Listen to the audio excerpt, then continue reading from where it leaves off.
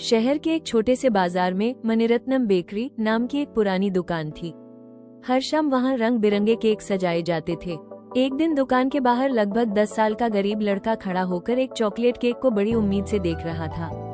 उसके कपड़े पुराने थे, लेकिन आंखों में मासूम चमक थी। दुकान के मालिक मणिरत्नम ने उसे देखा और प्यार से बुलाया। बेटा, क्या तुम ये केक खाना चाहते हो? लड़के की आंखें भर आईं। उसने धीमे स्वर में कहा, आज मेरा जन्मदिन है। पापा ने वादा किया था कि इस बार बड़ा केक लाएंगे, लेकिन अब वो इस दुनिया में नहीं है। ये सुनते ही मणिरत्नम का दिल पिघल गया। तभी दुकान का एक कर्मचारी बोला, सर, ऐसे बच्चों को अंदर मत आने दीजिए, दुकान की इमेज खराब होगी। लेकिन मणिरत्नम ने उसकी बात अनसुनी कर दी। उन्होंने पूरे प्यार से उस लड़के का जन्मदिन मनाया। पहली बार उस बच्चे ने मोमबत्तियां बुझाई। उसका नाम था सौरभ। केक काटने के बाद सौरभ बोला, आपने मेरे लिए इतना किया, मैं आपके लिए कुछ भी कर सकता हूँ। मणिरत्नम मुस्कुराए। तो ठीक है, आज से तुम यहाँ काम करोगे, लेकिन पढ़ाई भी करोगे। धीरे धीरे सौरभ दिन में दुकान संभालता और रात को पढ़ाई करता।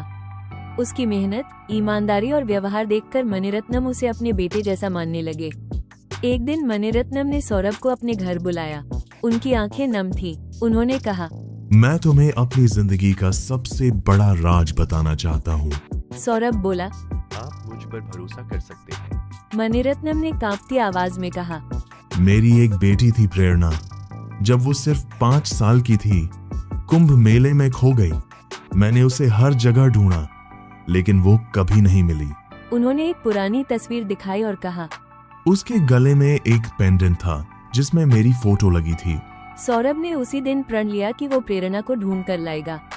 उसने हर पुलिस स्टेशन में शिकायत दर्ज करवाई, कई शहरों में खोजा, लेकिन कोई सुराग नहीं मिला। एक दिन सौरभ हरिद्वार पहुंचा। शाम की गंगा आरती के समय उसने देखा कि एक 15 साल की लड़की फूल बेच रही थी। अचानक उसकी नजर लड़की के गले में पड़े उसी पेंडेंट पर गई। सौरभ चौंक गया। क्या तुम्हारा नाम प्रेरणा है? लड़की की आंखें फैल गईं। हाँ, लेकिन आपको कैसे पता? सौरभ ने पूरी कहानी सुनाई। ये सुनते ही प्रेरणा फूट फूट कर रोने लगी। मैं इतनी छोटी थी कि घर का रास्ता भूल गई। हर दिन फूल बेचती थी।